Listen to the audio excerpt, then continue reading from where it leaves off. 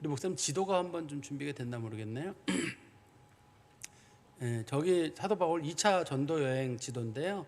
저기 오른쪽 맨 끝에 이제 이스라엘 위쪽에 보면은 거기 안디옥에서 출발해가지고 쭉 다소라는 곳을 통해가지고 쭉 사도 바울이 더베나 그다음에 뭐 다른 지역을 통해가지고 비시디아 안디옥 통해가지고 사도 바울이 쭉 전도를 해서 저 위에까지 통한 다음에 유럽으로 건너가잖아요. 유럽으로 건너가서 첫 번째 동네가 빌립보에 도착했다가 또 아비볼리나 그런 동네를 지나가지고 데살로니카 지나고 베레아 지나고 베레아에 있다가 죽을 뻔해가지고 또 쭉 어디로 내려가면 아덴으로 내려갔다가 오늘 이제 고린도까지 오거든요.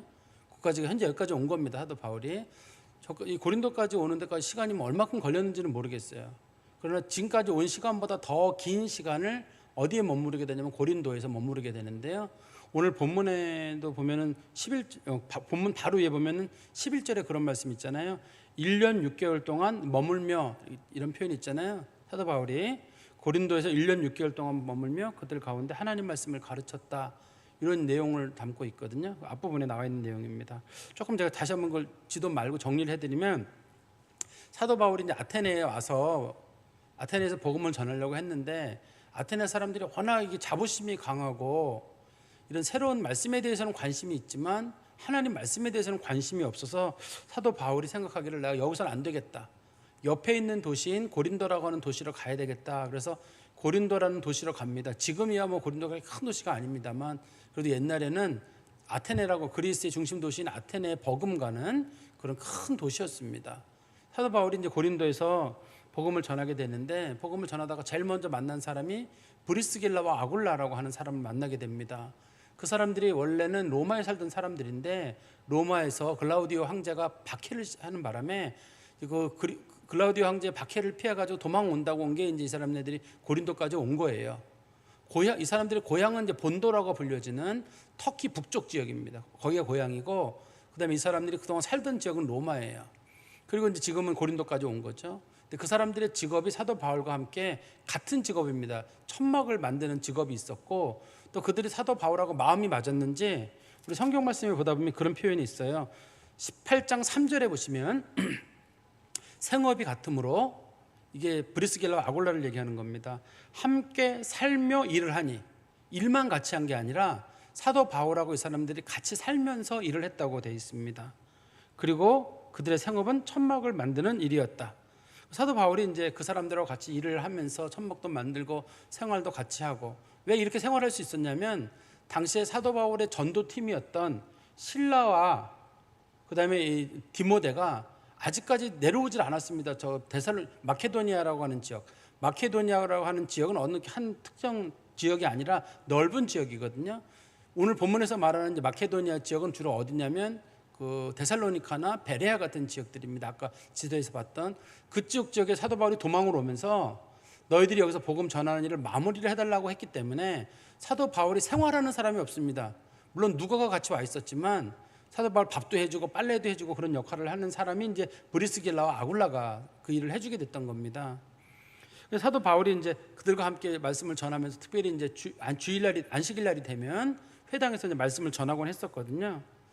그렇게 얼마의 동안 시간을 보낸 다음에 마케도니아 지역에 있던 데살로니카나 베레아에 있던 그 디모데랑 실라가 다시 그 사람들이 사도 바울을 찾아서 고린도까지 오게 됩니다.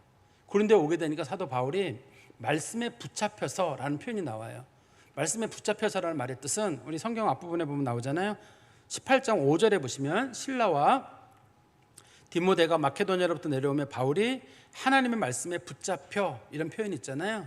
무슨 말이냐면 그동안은 사도 바울이 직업이 있었어요. 그래가지고 천막을 만드는 일을 하고 그랬는데 이제 디모데랑 실라가 내려오니까 사도 바울이 이제는 일을 안 해야 되겠다. 내가 일을 하지 않고 이제는 복음 전하는 일에 전무해야 되겠다. 힘써서 일해야 되겠다. 그거를 성경이 말씀에 붙잡혀라고 번역을 한 겁니다. 그 뜻이 말씀 전하는, 그러니까 직업적인 일을 하지 않고 말씀 전하는 일만 하게 됐는데, 그러면 그게 왜 그 사람이 말씀에 붙잡히게 됐느냐? 말씀 전하는 일만 하게 됐냐면 이제 데살로니카 지역이나 베레아에 있는 성도들이 정말 그 신앙의 연조가 짧고 그럼에도 박해를 겪고 있었는데 그 사람들이 신앙으로 잘 이겨낸다는 말을 들으니까 사도 바울이 용기가 났습니다. 그리고 데살로니가 전서나 고린도서에 보면은 사도 바울이 이 두 명의 사람들 디모데나 실라가 내려올 때 그냥 내려오지 않고 그 사람들이 연보를 가지고 오게 됩니다. 연보를 가져와서 그 연보를 가지고 이제 사도 바울이 선교하는 일에 쓰도록 돈을 갖다 주게 되거든요. 사도 바울이 돈을 벌지 않고 사역을 할 수 있었습니다. 간혹 어떤 분들은 이제 헌금이라는 말과 연보라는 말을 헷갈리는 경우가 있습니다. 연보는 하나님 앞에 드리는 이런 돈이 아닙니다. 이거 연보는 그 데살로니 예루살렘 같은 경우 성도들이 어려울 때 어려운 성도들을 도와주기 위해 사도 바울이 헌금 외에 따로 걷어가지고 구제 의연금을 보내는 거 있잖아요. 그걸 성경에서 연보라고 부릅니다. 그게 연보라고 부르고, 헌금은 이제 하나님 앞에 우리가 일정적으로 드리는 거. 근데 옛날 분들은 이걸 우리가 헌금이란 말을 연보라는 말로 익숙해져 있어요. 그래서 옛날 분들은 다 이걸 연보라고 하십니다. 일반적으로는 뭐 그렇다 해도 그건 틀린 건 아닌데, 그래도 굳이 구분을 한다 그러면 헌금은 하나님 앞에 예배 드리는 게 헌금인 거고, 연보는 특별한 목적을 가지고 걷어가지고, 특별히 이제 성경에서는 예루살렘 교회 성도들이 하도 어려웠기 때문에 그 사람들 도와주는 용도로 사용됐던 돈을 연보라고 성경에서는 일반적으로 부릅니다. 그리고 이제 그 돈을 모아놨던 장소를, 구제위원금을 모아놨던 그 통 있잖아요. 그걸 연보궤라고 우리가 일반적으로 부르죠. 근데 어떻든 간에 사도 바울이 그 디모데랑 실라가 내려올 때 가져온 그 돈을 통해 가지고 하나님 말씀을 직접 힘있게 전할 수 있게 됐습니다. 그런데 이제 사도 바울이 고린도에서 하나님 말씀을 전하는 중에 하나님께서 사도 바울에게 음성을 들려주셨어요. 음성을 들려주셨는데 그 말이 사도 바울에게 굉장히 힘이 됐습니다. 어떤 말씀을 주셨냐면 9절에 보시면 두려워하지 말고 침묵하지 말고 말하라. 절대 사람 두려워하지 마라. 아무리 힘들어도 절대 입 다물지 말고 끝까지 하나님 말씀을 전해라. 내가 너와 함께 있으면 어떤 사람도 너를 대적하여 해롭게 할 자가 없을 것이니 이는 이 성중에 내 백성이 많음이라. 이 고린도라고 하는 지역에 하나님이 택할 백성이 많기 때문에 너를 대적하는 사람은 있겠지만 해를 끼치는 사람은 없을 것이다. 이 말을 잘 들어보세요. 사도 바울을 대적하는 사람은 있습니다. 대적하여라는 말은 있는데 해를 끼치는 일은 없어요. 이 말을 사도 바울이 오해를 했을 수가 있습니다. 너를 대적하여 해를 끼치는 사람이 없으리라고 하는 사도 바울이 아무 일도 없겠구나라고 생각하기 쉬운데, 웬걸요?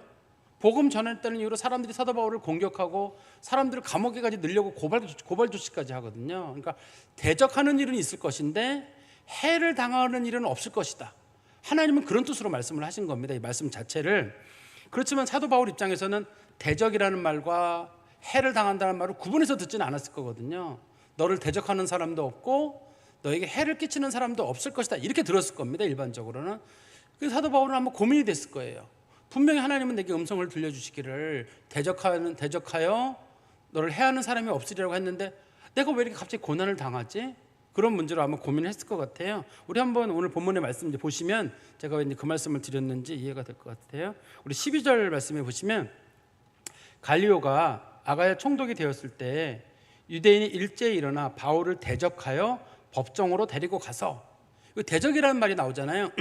아까 제가 말씀드린 대로 10절에 보면 너를 대적하여 해롭게 할 자가 없을 것이니, 거기는 보면 분명히 대적하는 사람도 없고 해를 끼치는 사람도 없다고 되어 있는데 여기는 대적이라는 말이 있단 말이에요. 그러니까 이 말을 끊어서 우리가 읽어야 되는데, 하나님이 너를 대적하는 사람은 없겠지만 설령 대적하는 사람이 있다 하더라도 너를 해치지는 못할 것이다. 왜 해치지를 못하냐면 이 고린도라고 하는 지역에는 사도 바울의 입을 통해서 구원할 사람이 굉장히 많기 때문입니다. 그 사도 바울이 하나님께서 사도 바울이 그런 해를 당하지 않도록 보호해 주신다는 말이지, 사도 바울이 대적이 없거나 대적이라는 말이 공격입니다. 사람들이 갑자기 공격하는 걸 대적이라고 하거든요. 그 대적하는 일은 없을 것이다, 이렇게 말했거든요. 근데 이 시기가 여기 나오죠. 성경에 보다 보면 간혹 세속적인 시기를 우리가 구분할 수 있는 게 있는데, 한번 보시죠. 다 12절 1절에 보시면 갈리오가 아가야 총독이 되었을 때, 이런 표현이 있잖아요. 당시에 이제 총독들은 보통 2년제였거든요. 2년제 총독이었는데, 당시에 갈리오라는 사람이 아가야 지역은 이 고린도나 그다음에 아테네나 이쪽 지역을 포함해서 아가야라고 부릅니다. 아가야라고 부르는데 이쪽 지역의 총독으로 여기 와 있었거든요. 이쪽 지역에 총독으로 와 있었는데 그게 기록이 돼 있습니다. 우리 왜 그 소크라테스, 유명한 소크라테스에 보면 너 자신을 알라 하는 말 있잖아요. 그게 이제 그 아테네에 있는 델피 신전이라고 하는 신전의 입구에 써 있는 거거든요. 원래 너 자신을 알라는 말은 주제를 파악해라 뭐 그런 뜻은 아닙니다. 원래 뜻은 그리스어로 그노스티스테아우톤이라고 하는 말의 뜻은 너 자신을 알라, 주제를 파악해라 이런 말이 아니라 신 앞에 들어가는 사람들은 자신의 영혼을 잘 돌아봐라 이런 뜻입니다. 원래 델피 신전에 쓴 그 말은요. 근데 어떻든 이 델피 신전 앞에 비석이 하나 있는데 그 비석에 이 갈리오가 총독이 됐던 연도가 기록이 되어 있는 거예요. 당시에. 그러니까 총독이 된 연도가 서기 51년에서 52년 사이쯤에 갈리오가 총독으로 있었다. 그런 기록이 되어 있으니까 우리가 갈리오가 총독이 됐던 시기를 통해서 뭘 알 수 있냐면 사도 바울이 고린도에 머물렀던 시기를 알 수 있죠. 짐작할 수 있는 총독이었던 데라고 써 있으니까요. 두 번째는 사도 바울이 고린도에서 데살로니가 전후서를 썼거든요. 고린도에서 데살로니가 전후서를 썼기 때문에 데살로니가 전후서가 기록된 시기도 우리가 알 수 있습니다. 이거를 가지고 51년이나 52년 그 사이에 기록이 됐다는 걸 알 수 있거든요. 근데 이 갈리오라고 하는 사람이 누군지도 우리가 조금 좀 한번 살펴봐야 되는데 일반 역사책에 보면 좀 나와요. 이 갈리오라는 인물에 대해서. 갈리오의 아버지가 누구냐면 여러분이 그 그리스나 로마 이런 내용을 읽어보다 보면 로마의 유명한 사람 중에 세네카라고 하는 사람이 있습니다. 세네카가 두 명이에요. 우리가 잘 아는 세네카는 이 갈리오의 형입니다. 그 세네카 우리가 잘 아는 유명한 철학자는 갈리오의 형이고 그 사람이 네로 황제의 스승이었습니다. 형이 갈리오의 형이 그 세네카라고 하는데 형이었고 그 형이 그 네로 황제의 스승이었고 아버지 또 세네카가 있어요. 아버지 세네카가 있는데 아버지 세네카는 유명한 수사학자였습니다. 이 두 사람이 그래도 로마에서 상당한 영향력을 끼치고 있었는데 왜냐하면 당시에 로마 황제 네로의 어떻든 간에 이 사람이 스승으로 있었거든요. 형이 스승으로 있었거든요. 근데 이 세네카도 원래 이름에 그러니까 원래는 성만 부르게 돼 있습니다. 원래 이름을 부르는 게 성을 부르게 돼 있는데 여기 세네카라는 이름도 원래 그 사람의 성은 노바투스라는 이름이에요. 노바투스라는 이름이고 갈리오도 원래 이름은 노바투스여야 되는데 갈리오가 아버지가 형은 집안에 남겨두고 세네카는 동생을 갈리오라고 하는 어떤 유명한 사람 귀족 집안으로 양자를 보내게 됩니다. 이 사람이. 그래서 이 갈리오가 그 유명한 집에 양자로 가게 돼요. 그래서 갈리오가 두 가지 권한을 얻게 됩니다. 갈리오 집안의 권한도 얻게 되고 귀족 권한도 갖게 되고 이 노바투스라고 하는 집안 세네카 집안의 권력도 갖게 되고 또 세네카 이 사람 갈리오의 형 세네카는 당시에 황제였던 네로의 스승이었거든요. 유명한 사람들 있잖아요. 예를 들어 아리스토텔레스가 우리 잘 아는 알렉산더 대왕의 스승이었다든지 그런 식으로 이렇게 스승 그런 개념이 당시에 있어서 그래요. 근데 이 사람이 소문이 나 있기를 뭐라고 소문이 나 있었냐면 재판을 참 공정하게 하는 사람으로 이 사람이 여기에 총독으로 내려오기 전에는 로마에서 집정관도 했었습니다. 집정관이 좀 높고 그다음 그 아래가 이제 총독으로 불리거든요. 집정관도 하다가 집정관은 그래도 원로원급은 아니지만 상당히 높은 위치에 있고 그다음에 이제 이 사람이 총독으로 여기 내려와 있으니까 이 사람의 권한이 상당한 권한을 가지고 있습니다. 상당한 권한을 가지고 있고 또 이 사람에 대한 당시 사람들의 평판이 저 사람 참 공정한 사람으로 일반적으로 알려져 있었거든요. 근데 사람들이 이 사람이 유명한 사람인 걸 떠나서든 어떻든 당시에 있던 유대인들이 회당에 있던 유대인들이 이 사도 바울을 고발을 했습니다. 다시 한번 12절에 가보시면 갈리오가 아게아 총독이 되었을 때 유대인이 일제히 일어나 바울을 대적하여 법정으로 데리고 갔다. 바울을 데리고 이제 법정에 데려가서 고발을 했다는 뜻입니다. 고발을 했는데 그동안은 고발이 없었잖아요. 근데 갑자기 왜 고발 조치가 이루어지게 됐냐면 사도 바울이 그 실라와 디모데가 내려오고 나서 말씀에 붙잡히게 됐거든요. 말씀에 붙잡혀서 뭘 전하게 됐냐면 예수는 그리스도라 전하겠다고 되어 있어요. 우리 한번 보세요. 18장 5절에 보시면 사도 바울이 말씀에 붙잡혀서 한 말이 거기 있습니다. 실라와 디모데가 마게도냐로부터 내려오매 바울이 하나님의 말씀에 붙잡혀 유대인들에게 예수는 그리스도라 밝히 증언했다. 그전에는 이 얘기를 잘 안 했다는 뜻이에요. 사람들에게 공개적으로 예수가 그리스도라고 얘기를 하게 되니까 당시 유대인들이 화가 났습니다. 어떻게 인간이 그리스도가 될 수 있느냐? 인간이 어떻게 그리스도가 될 수 있느냐? 두 번째는 예수가 얼마 전에 십자가에 달려 죽었거든요. 십자가에 달려 죽은 죄인인데 어떻게 그 사람이 구세주가 될 수 있느냐? 이건 말도 안 된다. 인간이 어떻게 그리스도가 될 수 있고 얼마 전에 십자가에 달려 죽은 사람이 어떻게 그리스도가 그 죄인 중에 괴수였는데 그건 안 되는 생각을 했거든요.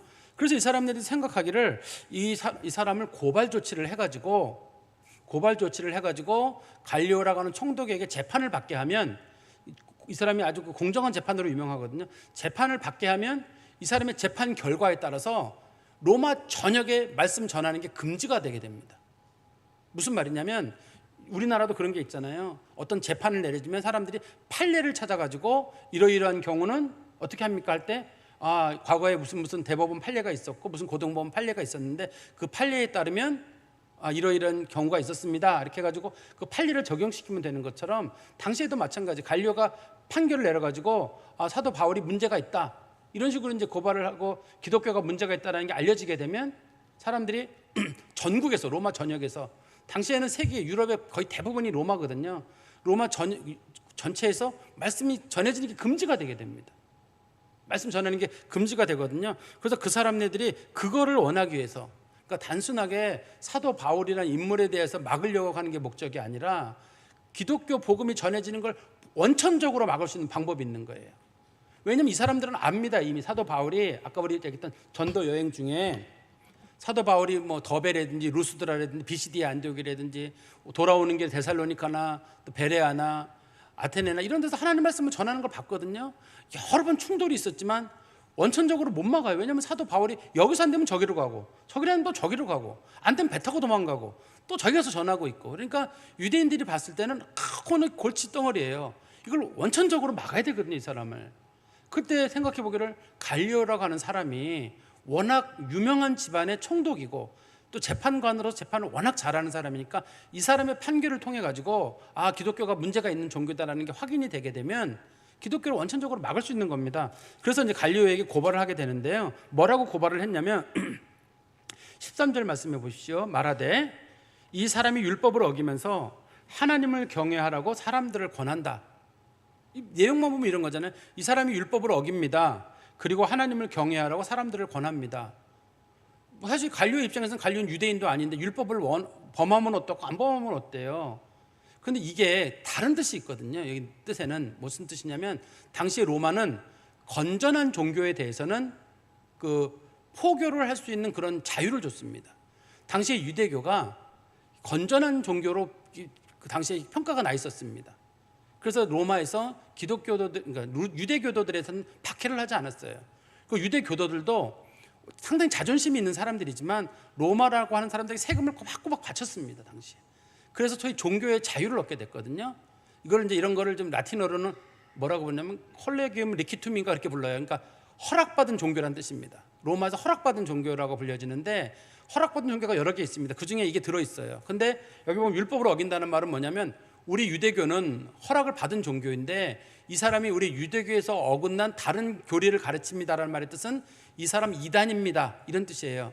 이 사람이 이단인이고 하나님을 믿으라고 얘기를 하니 이 사람이 지금 로마를 향해서 불법을 행하는 사람입니다. 이 사람이 포교하는 행위를 금지시켜 주십시오, 이렇게 고발을 한 겁니다. 지금 율법을 어긴다는 말이 단순히 유대인의 율법을 어긴다는 말이 아니라 우리 유대교하고는 다른, 허가받은 우리 유대교와는 다른 종교를 전하고 있는 이단입니다.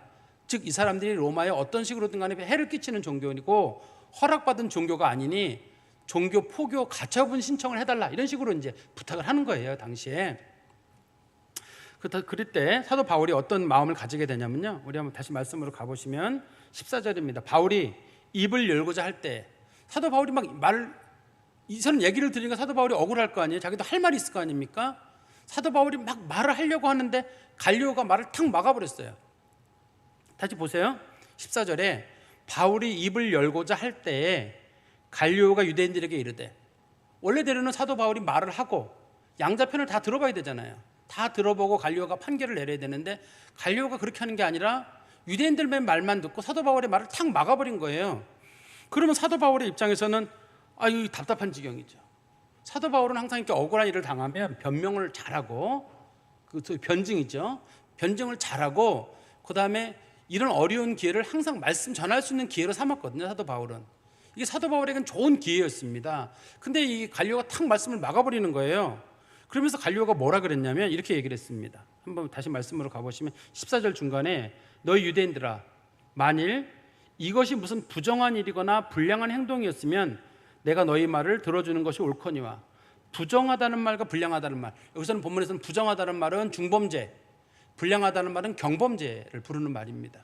이 사람이 한 행동이 무슨 중한 범죄이거나 혹은 사회적으로 말하는 경범죄에 속한다 그러면 그것 때문에 내가 너희들의 말을 들어주고 이 사람을 고발 조치를 내가 받아주겠다. 그러나 15절입니다. 만일 문제가 언어와 명칭과 너희 법에 관한 것이면 너희가 스스로 처리하라. 나는 이러한 일에 재판장 되기를 원하지 아니하노라. 이게 단순하게 너희들 문화에 관련된 얘기. 당시 유대인들에게 자유를 줬거든요. 너희들 문화에 관련된 얘기라든지 쓰는 언어에 관련된 얘기라든지 아니면 유대교 종교 내에서 있는 일이라면 그 일을 가지고 내게 얘기하지 마라. 그럼 이해가 안 되죠. 이 사람들은 지금 이 사람들 우리랑 다릅니다라고 얘기를 했지만 갈리오가 볼 때는 사도 바울도 유대인이고 이 사람들도 유대인이고 둘 다 지금 성경 얘기 꺼내고 있고 회당에서 일어난 싸움이잖아요. 지금 싸움이 회당에서 일어난 싸움이거든요. 회당에서 일어난 싸우니까 갈리오가 볼 때는 들어볼 것도 없어요. 이건 들어볼 것도 없이 유대인들끼리 서로 언어의 문제, 명칭의 문제, 그 다음에 유대인 율법에 관한 서로 간에 논쟁이 생긴 거로 본 거니까 이런 얘기를 가지고 나한테 끌어들이지 말라. 괜히 이런 재판을 가지고 혼란하게 만들고 싶지 않고 그거는 너희들끼리 자치권으로 행동을 하라. 이렇게 얘기를 하는 겁니다. 그래서 이 사람들의 고발 조치가 기각이 됐습니다. 지금 이게. 근데 이게 기독교 역사에 엄청나게 큰 사건이 되는 거예요. 사도 바울은 지금 답답해 죽을 지경이니까 자기가 억울한 걸 못 풀었단 말이에요. 근데 사도 바울이 말했으면 큰일 납니다. 사도 바울은 뭐라고 말할 거냐면 사도 바울이 정상적이면 저 사람들이랑 우리랑 같기는 같은데 그래도 우리는 예수를 전하고 저 사람들은 다른 걸 전합니다. 그러면 이제 유대인들하고 막 싸우다 보면 유대인들이랑 기독교가 다르거든요. 그러면 이제 갈리오가 듣고 나서 다르네? 이게 당신은 언어의 문제나 율법의 문제가 아니라 다른 종교 얘기를 하는 거구나라는 걸 알게 됩니다. 그러면은 그 사람들의 말대로 기독교가 다른 종교로 판정이 되게 되면 기독교가 전파가 금지되게 돼요. 사도 바울이 어떤 식으로든 말을 하게 되면 그게 금지가 되거든요. 근데 하나님이 사도 바울이 말할 기회를 안 준 거예요. 그걸 갈리오가 이거를 소송을 기각시켜 버렸잖아요.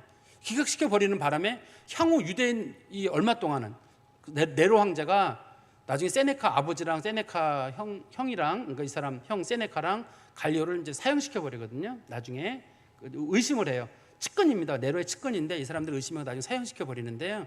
그때가 AD 62년인가 그럽니다. 근데 그 일이 있기 전에 이제 네로가 정신이 돌아버리기 전까지 이 사건부터 네로가 정신이 돌기까지가 10여 년 정도 되거든요.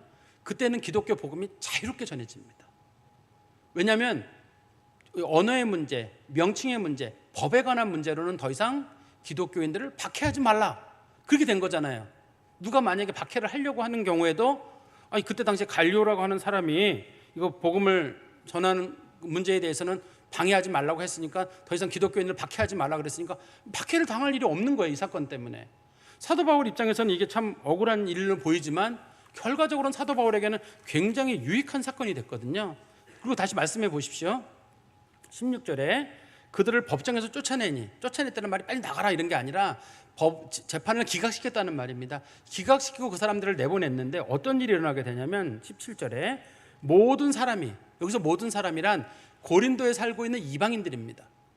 고린도에 살고 있는 이방인들이 회당장 소스데네를 잡아 법정 앞에서 때리되 갈리오가 이를 상관하지 아니하니라.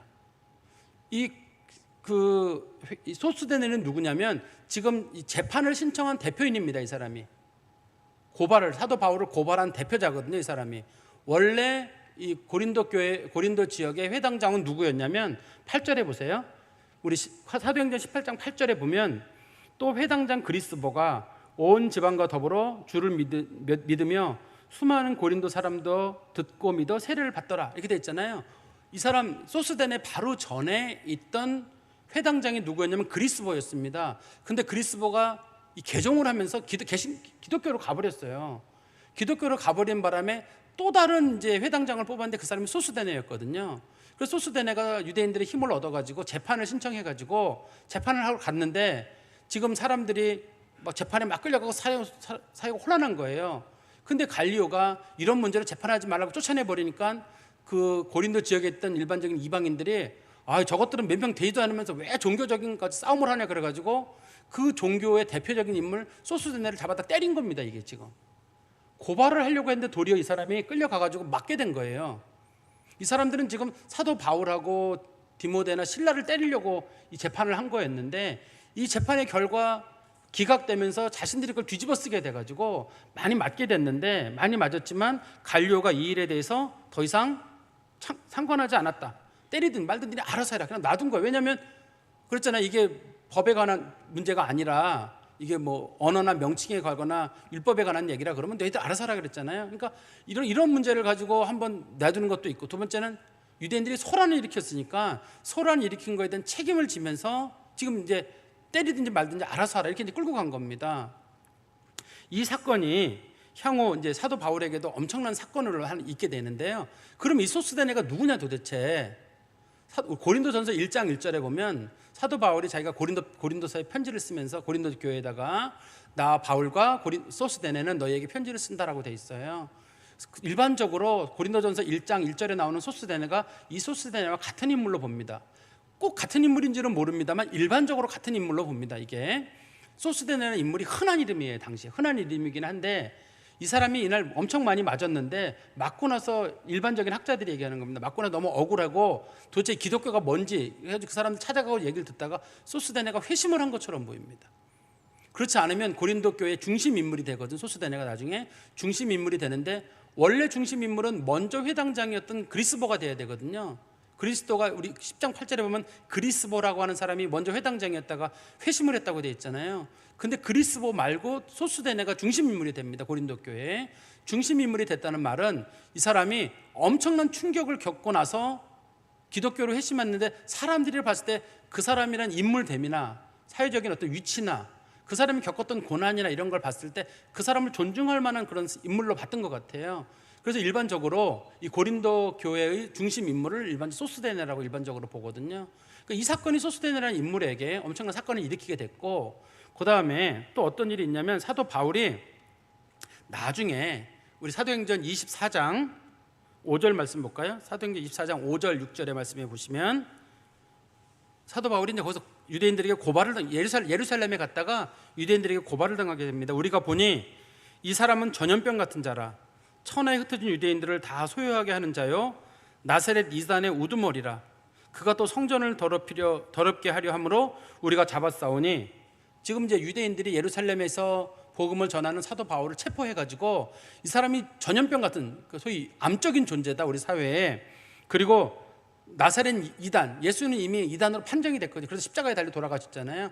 나사렛 이단의 우두머리다, 이 사람 잡아 죽여야 한다, 이렇게 얘기를 했단 말이에요. 그런데 사도 바울이 이 일의 결론이 나는 부분에서 사도행전 25장 10절 11절 보세요. 사도행전 25장 10절 11절에 보시면 바울이 이르되 내가 가이사의 재판자리 앞에 섰으니 마땅히 거기서 신문을 받을 것이라. 당신도 잘 아시는 바와 같이 내가 유대인들에게 불의를 행한 일이 없나이다.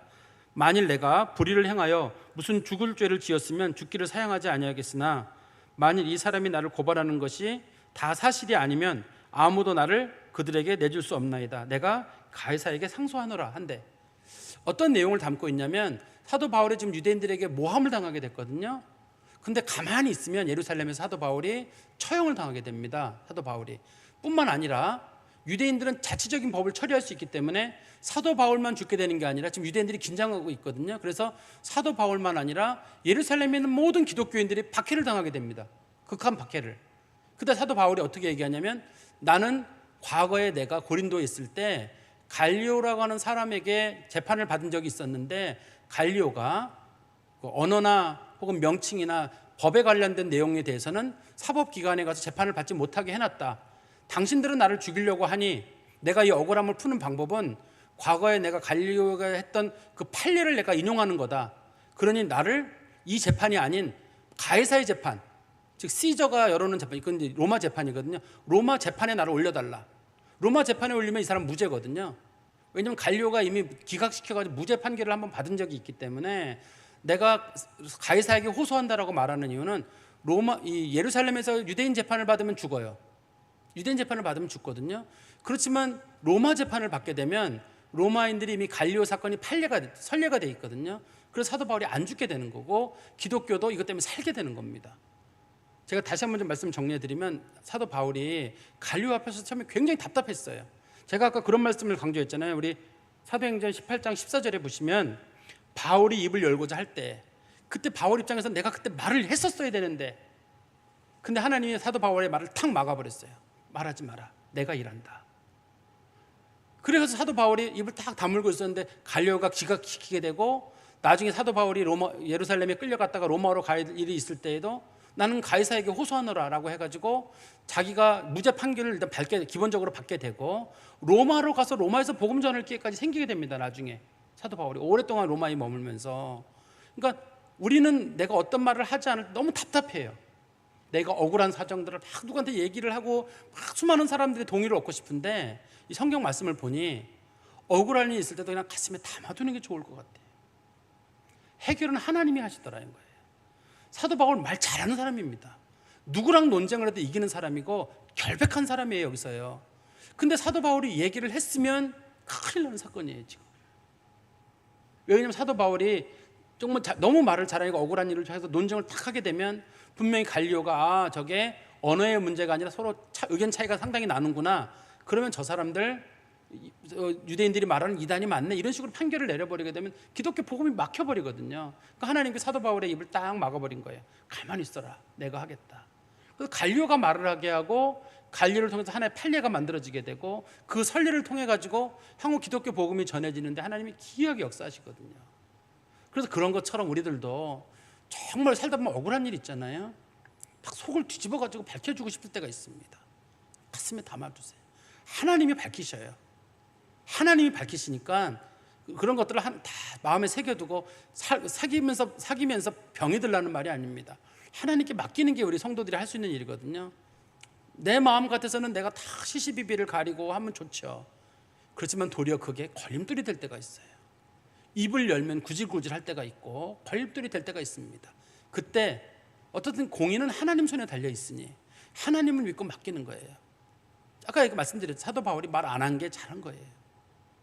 사도 바울이 말 안 했으면, 사도 바울이 말했으면 이게 일이 문제가 생기는 거였거든요.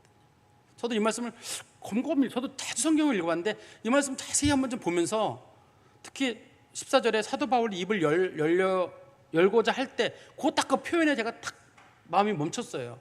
왜 하나님이 말을 못하게 했을까? 말을 하게 했으면 좋았을 텐데. 근데 쭉 성경 전체를 읽어보다 보니까 하나님이 멈추게 하셨구나. 때로는 못 듣게 하실 때가 있고, 때로는 입을 못 열게 하실 때가 있는데, 그 속에 하나님의 뜻이 있는 것 같아요. 하나님이 푸시는 거. 그래서 우리 혹시 사람 관계에 있어서나 여러 가지 것들에 정말 답답한 일들, 억울한 일들, 속상한 일들이 있을 때 하나님 아시죠? 하나님 풀어주십시오 하고 맡기는 거예요. 그렇다고 바보 되는 거 아닙니다. 바보 되는 거 아니에요. 하나님께서는 공의로우신 분이시기 때문에 하나님 반드시 선악간의 문제를 푸셔요. 그러니까 하나님께 다 맡기는 겁니다.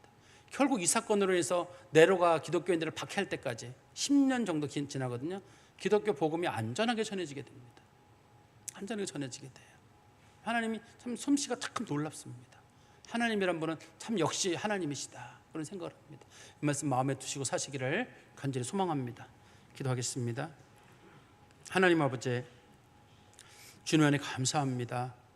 주의 말씀을 저희들의 마음에 깊이 두게 해주시고, 또 하나님께 사도 바울과 같은 사람의 입을 막으시고, 입을 막으신 것이 도리어 사도 바울을 통해서 더 큰 일을 하시려는 하나님의 뜻이었던 것을 보며 참 하나님에 대해서의 놀라운 마음을 갖습니다. 저희들도 입을 열어 좋을 때가 있고 닫아서 좋을 때가 있음을 알고 있습니다. 하나님 아버지, 입을 열 일이 있을 때에도 하나님을 향해 열게 하시고, 입을 닫을 때에도 하나님을 향해 닫게 하셔서 우리가 말하지 않고 하나님이 말하시며 하나님이 일할 수 있는 기회를 만들어드리는 믿음의 성도들이 되게 하여 주시옵소서. 믿고 기다릴 줄 알고 내려놓을 수 있는 마음이 있도록 도와주옵소서. 예수 그리스도의 이름으로 기도하옵나이다. 아멘.